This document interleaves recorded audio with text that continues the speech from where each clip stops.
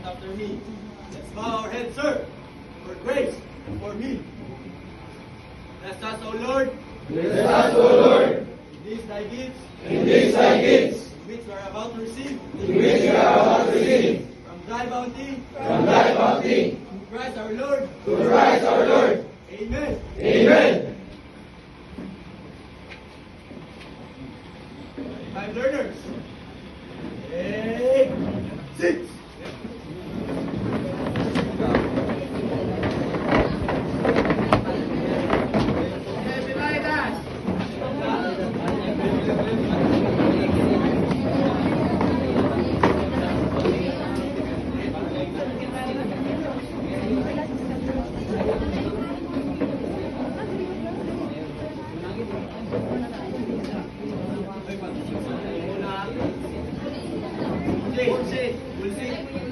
Pulse na muna.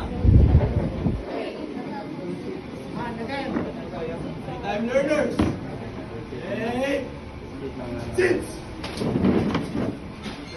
Carry on.